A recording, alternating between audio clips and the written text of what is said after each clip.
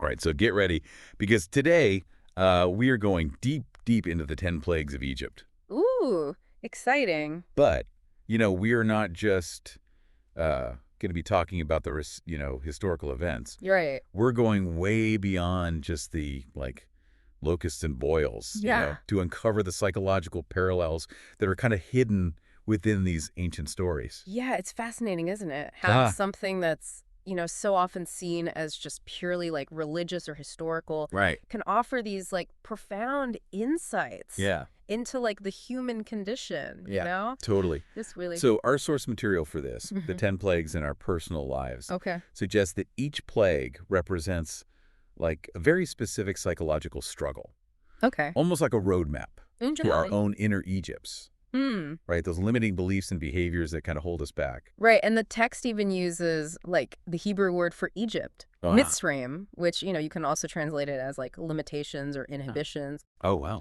It's like the name itself is kind of hinting at this like deeper psychological meaning. Yeah, it's like encoded Yeah. in the language itself. Yeah. Yeah. Okay, so let's unpack this. Okay. First up is the Nile turning to blood. Okay. I mean, that's a pretty dramatic way to start, wouldn't you say? Oh, yeah, You know, for sure. Sets the stage. It certainly does. Yeah. And, literally it disrupts like their most vital resource. Right. But the text argues that it like symbolizes something much deeper than that, Right. which is like this, destructive confidence. Okay, so not just like a healthy sense of self-assurance, but something more like twisted. Yeah, exactly. Yeah. It's like confidence that's been warped into like domination and Mhm. exploitation, Yeah. Think about those like charismatic leaders Right. who are like manipulating others just for their own gain, Yeah. Yeah. Or those who are just like abusing their power to get what they want. So it's about prioritizing your own needs above everyone else's, Exactly. even to the point of causing harm. Yeah, to the point of farm. Yeah. Like Yeah. it's a far cry from Yeah. that, inspiring kind of confidence that we always hear about. Right, exactly. Yeah. Yeah. And the text uses this like really powerful imagery, Right. like rivers of blood, to really like emphasize that Yeah. potential for destruction when confidence just becomes corrupted. So, I mean, the Nile turning to blood is such Yeah. a stark image, of Yeah. that kind of corrupted power. For sure. But that's just the beginning, right? Yeah. The next plague takes a different form. Okay. It targets something we can all relate to, which is Yeah. relationships. Hmm. Suddenly, Egypt is overrun by frogs, Oh. not just a few frogs, like a full-on Yeah. amphibious invasion. Okay. So Oh. frogs, they're cold-blooded creatures, right? And they're used in the text to kind of symbolize this like cold and apathetic intimacy. Okay. It's this like inability to truly connect with others, Yeah. like on an emotional level. Yeah. And it leads to relationships that just feel like so detached Right. and unfulfilling. Yeah. Yeah. So is that what the text means by Yeah. that froginess? Mhm. It's not just about being distant. It's about lacking that Yeah. warmth Right. and genuine connection. Exactly. Yeah. All right. It's like that old joke, like Right. one guy asks another guy, "What's the difference between ignorance and apathy?" Yeah. And the other guy is like, "I don't know, and I don't care." It's just like, That captures it perfectly. yeah, That emotional detachment, yeah, it makes you wonder how that froginess plays out in modern relationships, right? Yeah. Is it the partner who's just emotionally unavailable, or the couple that goes through the motions, yeah. but without any real spark? Exactly. It can manifest in so many ways. Right. And the text encourages us to, Yep. look for those patterns in our own lives. Right. After all, recognizing the problem is the first step to actually finding a solution. Right, exactly, yeah. Yeah. So we go from a plague of frogs to an infestation of lice. Okay. Things are definitely not looking up for the Egyptians at this point. No. This plague seems to represent a different kind of struggle, though, right? Like a Yeah. feeling of just being overwhelmed and drained. Exactly. It's this plague that speaks to this idea of unhealthy submission, Okay. like a feeling of being crushed and having your spirit Right. and enthusiasm just drained away, Mhm. Imagine those tiny little creatures just sucking the life out of you, Uh-huh. leaving you feeling depleted and just powerless. So that's like a stark contrast to the idea of like healthy humility, right? I'm thinking of like the Jewish prayer about being like dust, Yeah. recognizing our place in like the grand scheme of things, Yeah. but not letting it completely like erase our sense of self-worth. Exactly. Yeah. Unhealthy submission, like those relentless lice, Yeah. can just suck the life out of you, Right. while healthy humility actually allows for growth Right. and genuine connection, It's Yeah. about finding that balance between recognizing our limitations and honoring our inherent worth, Yeah, totally. Yeah. So the next plague unleashes chaos in a much more visceral way. Okay. Wild animals, Yeah. attacking livestock, Yeah, wow. and people. Yeah. This one really taps into like our primal fears, doesn't it? It certainly does, yeah. Yeah. But beyond just the literal danger, Yeah. the text kind of suggests that this plague represents like harmful ambition, Huh. the kind that drives people to achieve their goals, Yeah. at any cost. Okay, so it's not just about having big dreams. It's about how we go about achieving them. Exactly. Yeah. Yeah. Harmful ambition turns people into devouring beasts, Mhm. ready to trample over anyone Right. who stands in their way. They become so fixated on their goals Yeah. that they just lose sight of everything else and Oh. just leave a trail of destruction in their wake. Have you ever encountered someone like that? Oh, yeah? Like someone so consumed by ambition that they're willing to hurt other people to like get ahead? Definitely, yeah. It's a cautionary tale for Yeah. sure. Yeah. A reminder that success achieved at the expense of others is no success at all. Hmm. You Yeah, I think the text is really trying to say that Yeah. true success, lies in finding that balance between ambition and compassion, Yeah. Using our drive to actually achieve goals that benefit both ourselves Right. and other people. Totally, yeah. Yeah. Moving on to plague number 5, Okay. we encounter pestilence. It's deadly disease that wipes out livestock, Oh. representing loss Right. and instability. But this one seems to have a more complex meaning, right? Yeah, this one does. This plague represents something called insidious compassion. Insidious compassion. Yes. Okay. It's this idea that empathy Mm. can actually be used as a weapon. What? Yeah, to manipulate and exploit other people. Hold on. Are you saying that compassion can be a bad thing? It can be. I always thought it was a virtue. It can be, especially when it's not genuine. Okay. So true compassion, or what the text calls moral compassion, Yeah. involves feeling another person's pain, right? And Mhm. offering them genuine support. Right. Insidious compassion, on the other hand, Yeah. uses that empathy as a tool for personal gain. So it's like a wolf in sheep's clothing. It looks like empathy, but it's actually a form of Manipulation. It's a very subtle Right. and often insidious form of manipulation. Yeah. That can be very damaging. And the text, encourages us to be aware of this distinction, Yeah. to be wary of those who might be using empathy as a weapon. So plague number 6 brings the pain. Literally.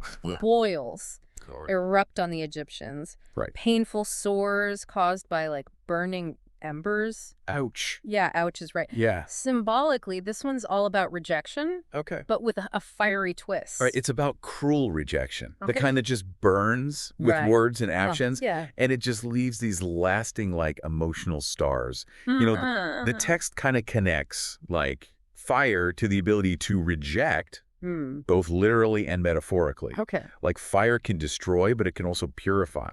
Right, and rejection, too, has a dual nature, right? We need to be able to say no Right. to protect ourselves and set healthy boundaries. Exactly. But the way we do it matters. It really does. Right. Healthy rejection. It's about setting necessary boundaries Yeah. with respect and clarity, Right. while cruel rejection aims to, inflict pain Right. and diminish the other person. So it's about intention and impact, right? Exactly. We've all experienced rejection at some point, and it's never easy. Yeah. But this plague reminds us to be mindful of how our rejections, Yeah. whether big or small, Yeah. might impact others. Right. That awareness is key. Yeah. And we can all choose to, be a source of healing Right. rather than just adding to the pain in the world. Yeah, I like that. Yeah. Okay, next up, plague number 7. Okay. Hail. All right. Devastating hailstorm. Oh, wow. Destroys crops, Okay. representing economic hardship and vulnerability. Hmm. But what's the metaphorical meaning here? Right. I'm sensing a theme of, like, destructive relationships. You're right to sense that connection. Right. This plague is all about, like, frozen love. Frozen love. Yeah, giving affection conditionally, only when it serves your own needs. Right. And it ultimately harms rather than nurtures. Right. The text connects this to water, Okay. which typically symbolizes generosity and love. Right. But here, it's frozen, Right. It's like blocked. It can't flow freely. So instead of love that's freely given, it's love with strings attached. Exactly. Right. Yeah, it really makes you think about, like, the complexities of modern relationships, right? Like those power dynamics and unspoken expectations. Literally, yeah. Like frozen love can create a lot of pain and resentment, leaving people feeling trapped and unfulfilled, And the text challenges us to examine our own hearts, to ask, like, are we giving love freely or are we holding back, waiting for something in return? And if we are holding back, what are the consequences? Right, for ourselves and those around us. Exactly. I'm starting to see these plagues as, like a mirror, reflecting back those uncomfortable truths about ourselves. Yeah, that's a really powerful insight. Yeah. And I think, like, the more we understand these plagues, the more we can start to, like, understand ourselves, right? Right. And the patterns that might be holding us back from experiencing true freedom and fulfillment. Yeah, okay. Yeah. I'm ready for plague number 8. Bring on the locusts. Right. This plague unleashes, like, a massive swarm of locusts. Okay. They devour all the vegetation, causing famine and, like, desperation. Wow. It's a very stark image of, like, scarcity and the consequences of unchecked consumption. Yeah. So what's the metaphorical meaning? Is this another plague that points to, like, a specific psychological pitfall? It is. This one's about perverted intellect. Perverted intellect. Yeah, it's the use of intelligence to rationalize harmful actions and erode moral foundations. Okay, so it's not just about having a sharp mind. It's about how we use it. It's kind of like the saying, knowledge is power, but it can be used for good or evil. Exactly. Yeah, perverted intellect is a very dangerous thing. Right. It allows people to, like, justify their selfish actions, manipulate others, and even, like, erode the very foundations of morality. So it's a cautionary tale about the dangers of, like, intellectual arrogance. Exactly. A reminder that true wisdom involves more than just knowledge. Yeah. It requires empathy, integrity, and a commitment to, like, using our intelligence for the betterment of ourselves and the world around us. Precisely. And I think the text is really urging us to, like, examine our own motivations. Right. To ask ourselves, like, are we using our intelligence to build up or to tear down? Right. Are we contributing to the world's problems or are we part of the solution? These deep dives getting pretty intense. It is. It is. But I'm definitely feeling challenged to think more deeply about these plagues. Yeah. And how they relate to my own life. So that's the beauty of these ancient stories. They offer this, like, timeless wisdom that can be applied to our lives today. Right. Prompting us to, like, reflect on our choices. Yeah. And strive for, like, a more meaningful existence, Okay, so plague number 9 brings darkness. Okay. And not just, like, metaphorical darkness, but, like, literal, all-encompassing darkness that just envelops Egypt. Wow. It's a powerful image of, like, fear and confusion and isolation. Yeah, and this plague represents a blocked mind. The inability to conceive new ideas or see beyond one's limitations. Okay. It's about being trapped in your own darkness. Right. Unwilling or unable to open your mind to new perspectives. So it's not just about a lack of knowledge. It's about, like, a resistance to learning and growth. Exactly. That feeling of being stuck in a rut, unable to see beyond your own, like, limited worldview. Yeah, and the text seems to be emphasizing the importance of, like, intellectual humility. Right. And openness, you know? Yeah. It's about recognizing that we don't have all the answers. Right. That there's always more to learn. Yeah. And that, like, other perspectives can really enrich our understanding. Right. So it's a reminder to get out of our echo chambers. Yes. And engage with different ideas. Exactly. Even those that, like, challenge our beliefs. Yeah, because, true growth often occurs when we step outside of our comfort zones. Exactly. Yeah, totally. Yeah. So this plague invites us to ask ourselves, are we open to new possibilities? Right. Are we willing to challenge our assumptions and embrace new ways of thinking? Yeah. Or are we clinging to our own darkness, afraid of what we might find in the light? That's a good question. Yeah. And finally, we arrive at the 10th and most devastating plague. Okay. The death of the firstborn. Right. This is where things get really heavy, both literally and symbolically. Yeah, this plague represents like the death of identity. Wow. The ultimate consequence of what the text calls the Egyptian mindset. You know, it's about corrupting even the deepest, Right. unconscious parts of yourself, Yeah. leading to a complete loss of self. So, wow, that's intense. It is. Like, it's like hitting rock bottom, Yeah. right? The point where you've lost everything that, like, defined you. Exactly. It's like the culmination of all the previous plagues. Right. The final and most devastating consequence of a life lived in psychological Egypt. Mm. And the text suggests that this is what happens when we allow our negative patterns and limiting beliefs to completely take over. So it's a wake-up call, right? Yeah. A stark reminder of what's at stake if we Yeah. don't address those inner plagues Right. that are holding us back. Exactly. The death of the firstborn serves as like a stark warning, Right. urging us to embark on this like journey of transformation. Yeah. To break free from the limitations that are keeping us from living, you know, a truly authentic and fulfilling life. Okay. That's a lot to process. Yeah. We've covered so much ground exploring like the symbolic meaning of each plague Yeah. and how these ancient stories offer like these profound insights into the human condition. It is pretty amazing, isn't it? But I have a feeling we've only just scratched the surface. You're right. There's so much more to uncover. Yeah. In part 2, we'll delve deeper into the text's exploration of the 10 Commandments, Great. which it presents as a kind of like antidote to these plagues, All right. offering a path to healing and Okay. transformation. I can't wait to dive into that. Yeah, it should be good. Stay tuned for part 2, where we'll continue our exploration of the 10 plagues and their relevance to our lives today. Sounds good. Welcome back to our deep dive into the 10 plagues. As we've seen, these ancient events offer a fascinating lens through which to view our own personal struggles. It's like these plagues are a roadmap Yeah. to our own inner Egypts, right? Yeah. Those psychological patterns and limiting beliefs Uh-huh. that keep us from experiencing true freedom and fulfillment. And the text we're exploring Right. suggests that the 10 Commandments aren't just like a set of rules, Okay. but a kind of like antidote to these plagues. Oh, They right. offer like a path to healing and transformation. Okay, I'm intrigued. Yeah. So we've got like 10 plagues Yeah. representing 10 psychological challenges right. and then 10 commandments.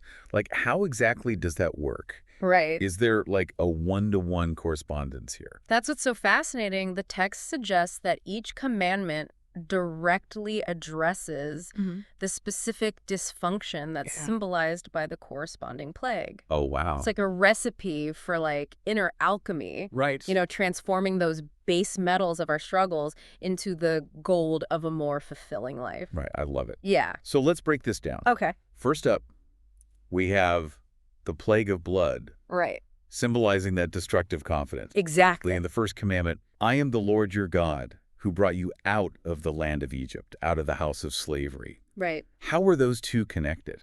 So the first commandment establishes the existence of like a higher power, Okay. a force that transcends our individual egos. Hmm. It's like a direct challenge to that like Egyptian mindset Okay. of self-importance and domination. So it's not about surrendering our individuality, Right. but about recognizing that we're part of something larger than ourselves. Exactly. Right? That there's a force at play that's beyond our control. Exactly. Yeah. Yeah. Acknowledging a higher power can help us to cultivate humility, Okay. which is the antidote to that destructive confidence. Right. You know, it allows us to see ourselves in a more realistic light Right. and to act with like greater responsibility and compassion. That makes sense. Yeah.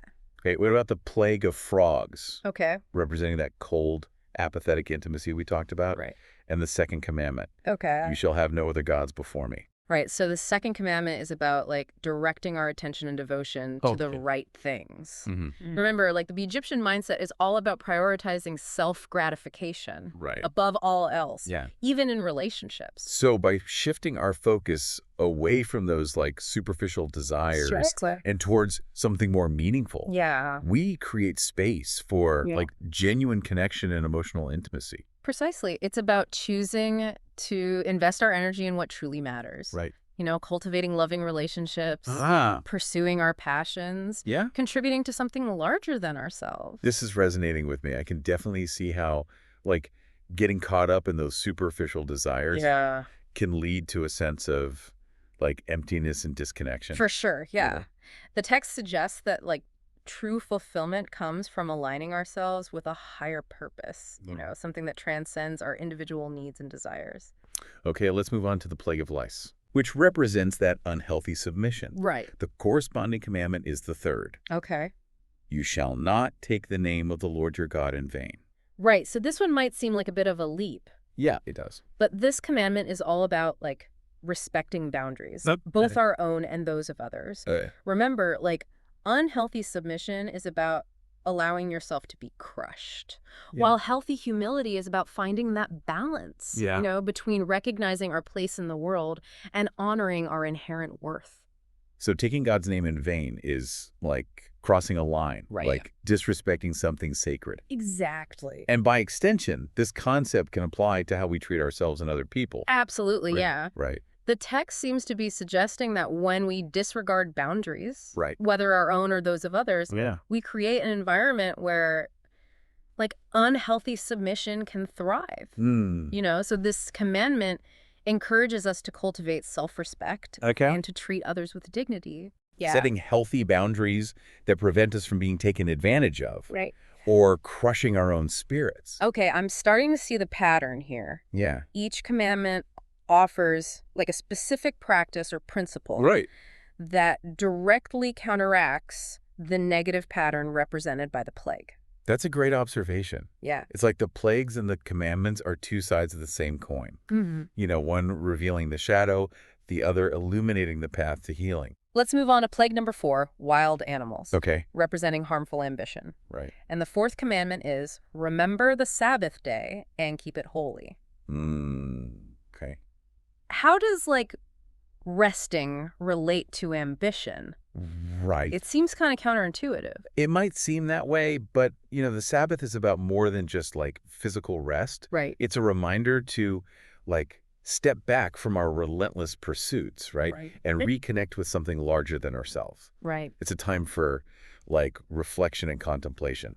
And spiritual rejuvenation. So it's about finding a balance. Exactly. Right. It's not about abandoning ambition altogether. Right. It's about making sure it doesn't consume us. Exactly. Yeah. The Sabbath serves as a counterbalance to that harmful ambition. Right. Reminding us that our worth isn't solely determined by our achievements. Right. It allows us to reconnect with our values, our loved ones, and our spiritual center. Plague number 5, pestilence. Okay. Represents that tricky concept of insidious compassion. Right. And the 5th commandment is honor your father and your mother. Oh. How do these connect? Right. This one seems like a stretch. It might seem that way at first. Yeah. But, honoring our parents is about more than just, like, showing respect to our elders. It's about recognizing, like, the source of our life and appreciating the care and support we've received. Okay. It's about cultivating gratitude and acknowledging the interconnectedness of life. And how does that relate to insidious compassion? Right. That idea of using empathy as a tool for manipulation. So insidious compassion is ultimately self-serving. Okay. Even if it's disguised as, like, care or concern. Right. Honoring our parents, on the other hand, is about recognizing our dependence on others. Right. And cultivating a sense of, like, genuine care and responsibility. So it's about recognizing the difference between using others and genuinely caring for them. Exactly. Right. It's about moving beyond that, like, self-centered perspective. And recognizing that we're all interconnected. Precisely. Yeah. By honoring those who have nurtured and supported us. Right. We can develop, like, a deeper understanding of authentic compassion and the importance of, like, selfless giving. Okay, I'm starting to see the wisdom in these connections. So let's keep going. Okay. Plague number 6, boils, representing cruel rejection. Right. And the 6th commandment. Okay. You shall not murder. Right. This one seems pretty straightforward. But I'm sure there's more to it than meets the eye. Of course. So while this commandment clearly prohibits taking another person's life. Right. It also, like, speaks to the destructive power of our words and actions. So it's not just about, like, physical harm, Yeah. but about those emotional and psychological wounds that we can inflict on others. Exactly. Right. Cruel rejection, like the plague of boils, Mhm. causes pain and suffering. Right. This commandment reminds us to treat all life with respect and Yeah. to refrain from causing harm, Yeah. whether physical, emotional, or psychological. So this commandment seems to be calling for, like, a radical shift in perspective, Yeah. right? Moving from a place of judgment and rejection Right. to one of understanding and compassion. It's about recognizing the inherent worth in every living being and choosing to act in ways that promote healing rather than harm. Plague number 7, Okay. hail, Right. representing frozen love, Right. and the 7th commandment, I like it. you shall not commit adultery. Right. So adultery is like a betrayal of trust Okay. and a violation of the sacred bond between partners. Right. It's about seeking selfish gratification outside of like a committed relationship, which ultimately leads to pain and brokenness. And frozen love is similar in that it, like, withholds affection, Right. right, and offers love conditionally Yeah. only when it benefits the giver. Exactly. Both adultery and frozen love are expressions of like selfishness Right. and a lack of genuine care for the well-being of others. Right. So this commandment encourages us to cultivate faithfulness Okay. and integrity Yeah. and selflessness in our relationships. So it's about making a conscious choice Right? to prioritize the well-being of our partners and to honor the commitments that we've made. It's about recognizing that love thrives on trust, vulnerability, and a willingness to put the needs of others before our own. Okay, let's move on to plague number 8. Okay. Locusts, Right. representing perverted intellect. And the 8th commandment, Right. you shall not steal. So stealing is about taking something that doesn't belong to you. Right.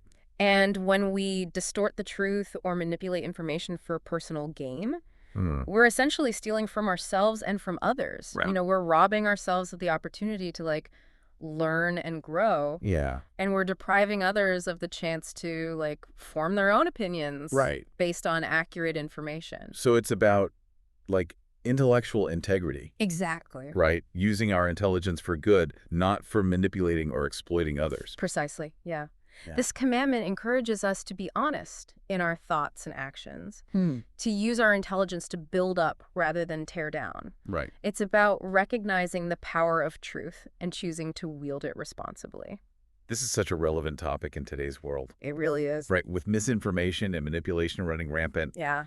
it's a reminder to be discerning consumers of information and to always seek the truth, even when it's uncomfortable. The text seems to be suggesting that, like, true wisdom involves more than just accumulating knowledge. Right. It's about using that knowledge ethically and responsibly. Okay, 2 more to go. Okay. Plague number 9, Right? darkness, representing a blocked mind, Right. and the 9th commandment. Okay. You shall not bear false witness against your neighbor. Right. So bearing false witness is about, like, distorting the truth and spreading lies, Right. which can have like devastating consequences for individuals and communities. Yeah. And when we have like a blocked mind, Right. we're essentially living in a world of our own making, unable or unwilling to see the truth Right. or to consider alternative perspectives. So this commandment is about being open to the truth, Yeah. even if it challenges our beliefs. Exactly. Right. It's about cultivating that intellectual humility that we talked about earlier. Yeah. Recognizing that we don't have all the answers and that there's always more to learn. It's about seeking truth and justice, even when it's uncomfortable, Yeah. It's about having the courage to challenge our own biases. Right. And to be open to perspectives that differ from our own. And finally, Okay. the 10th plague, All right. the death of the firstborn, Right. representing the death of identity. Exactly. And the 10th commandment. Okay. You shall not covet your neighbor's house. You shall not covet your neighbor's wife, or his male servant, or his female servant, or his ox, or his donkey, or anything that is your neighbor's. Right. So coveting is about like desiring what others have to the point of like envy and discontent. It's about letting those like external possessions and achievements define our worth, which ultimately leads to like a loss of true self. So when we covet, we're essentially saying that our own identity isn't enough. Exactly. Yeah. Like that we need those external things to feel like whole and complete. This commandment encourages us to cultivate contentment and gratitude, for what we have. Right. Rather than like constantly comparing ourselves to others. Right. And desiring what they possess. Yeah. It's about recognizing our inherent worth and finding fulfillment from within. This is such a powerful message. It is. Right? In a world that's constantly bombarding us with messages about like what we should have and who we should be. Right. It's so easy to lose sight of like our own inner compass. The text seems to be reminding us that like true happiness and fulfillment come from aligning ourselves with our values and living authentically, not from chasing after like external validation or material possessions. Wow. This deep dive into the Ten Commandments has been incredibly insightful. It has. It's like we've uncovered a hidden code. Yeah. Right? A set of principles for living a more meaningful and fulfilling life. The text we're exploring presents these commandments not as like rigid rules, but as like guideposts for navigating the complexities of human experience. They offer like a path to healing those inner plagues that keep us from experiencing true freedom and wholeness. But it's important to remember that this is an ongoing journey, not a destination. Yeah. You know, there will always be challenges and setbacks and opportunities for growth.